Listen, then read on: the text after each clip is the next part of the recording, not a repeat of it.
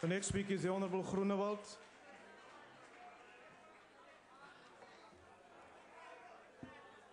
Order, honourable members, order.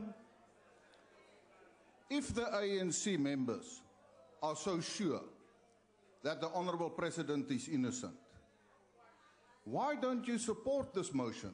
Because then you have the opportunity to prove his innocence. But if you do not support it, it seems you have something to hide and you have doubt in yourselves. If you are a member and you want to ensure that you comply to your responsibilities, you will support this motion, or else you also become runaway MPs like the runaway president. That is what is happening. Agbare voorsitter, as die ANC so seker is dat die president nie die grondwet oorskry nie, hoekom is dit dan dat daar 'n gesprek moet plaasvind tussen die grondwetregters, die regbank en die regering? Dit op sigself dui dat daar 'n probleem is. Net verlede week vergader hulle en daar word ooreengekom dat die regering en die regbank mekaar nie sal kritiseer nie. Skaars 'n paar dae daarna kom die agbare minister van Hoër Onderwys, kommunis nommer 1, en wat sê hy?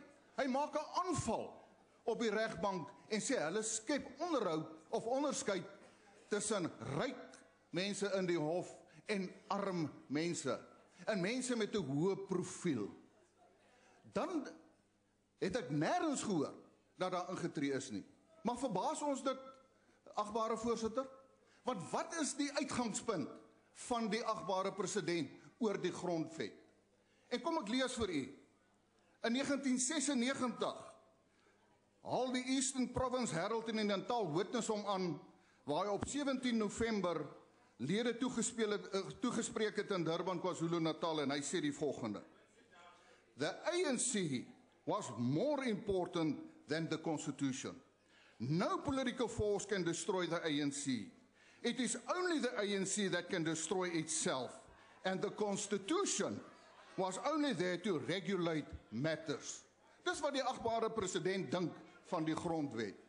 Ek wil vandag vir u sê, dit suurdeeg tot op grondvlak. Die agbare president is bekommerd oor 141 mense wat die naweek gesterf het in 110 motorongelukke. Want die mense is wetteloos. Hy stel die voorbeeld. Ek wil vir u sê, 'n boer sal vir u sê, 'n bonpoot borsluis het die vermoë, net een, as hy 'n bees gebyt het, word hy siek en hy gaan dood. Ek wil vir u sê, die president is soos 'n bonpoot borsluis. As hy die reg verontagsaam, sal die mense op grondvlak dit ook